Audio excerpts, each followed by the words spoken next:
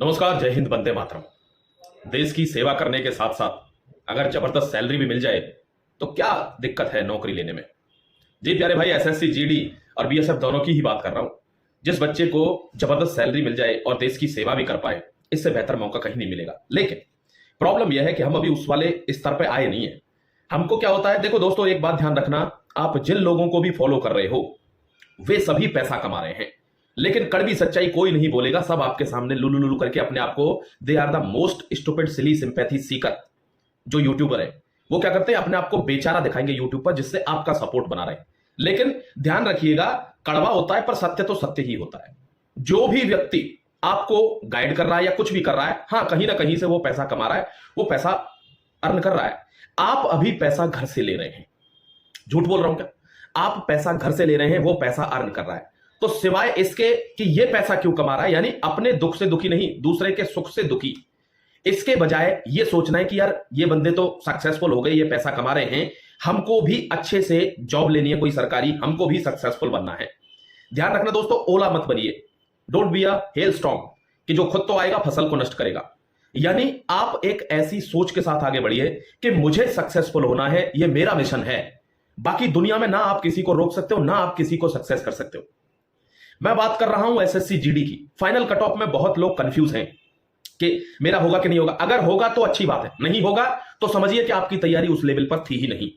ये कड़वा है, लेकिन अभी क्या इस जगह पे मैं आपको पैम्परिंग नहीं कर रहा। मतलब आप कट ऑफ के हिसाब से नंबर नहीं ला रहे, इसका मतलब आप उसके लायक अभी थे ही नहीं, आपने उतना मेहनत किया ही नहीं।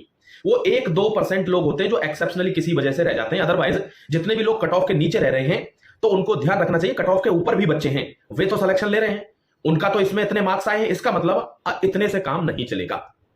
आपकी तैयारी उस लेवल पे थी ही नहीं।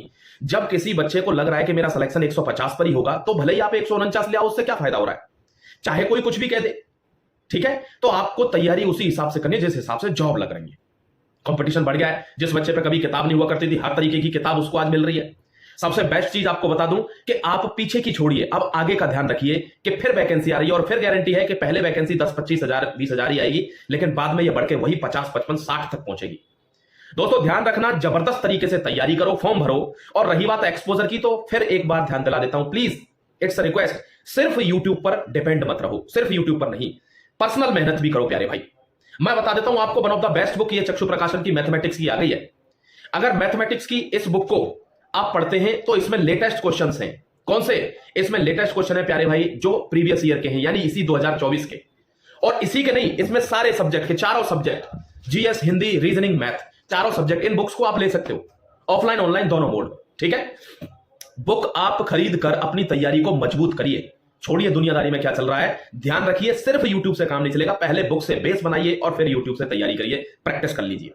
ठीक है दोस्त, कोई भी प्रश्न है प्यारे भाई, आप कमेंट सेक्शन में जरूर लिखना। बहुत से बच्चों के इंस्टाग्राम पर कट ऑफ से रिलेटेड क्वेश्चन आए हुए हैं, मैं फिर बता देता हूं, 140 कट ऑफ है, यानी 139.9, उसको 40 ही बोलेंगे राउंड ऑफ करके। तो फिर भी मैंने साफ तौर पर कहा है कि 6 to 7 marks final cut off तक बढ़ेंगे। इस बहम में बिल्कुल मत रहिए कि 1-2 नंबर अगर आगे है तो मेरा हो जाएगा। तैयारी में दम दीजिए, तैयारी करना शुरू कीजिए प्यारे दोस्त। ठीक है, सारा लिंक, सारे डिटेल्स आपको डिस्क्रिप्शन में मिल जाएंगे। इस बुक से रिलेटेड ऑनलाइन ऑफलाइन दोनों मोड में यह बुक प्रेजेंट रहेगी। जय Hind, Vande Mataram, God bless you प्यारे भाई।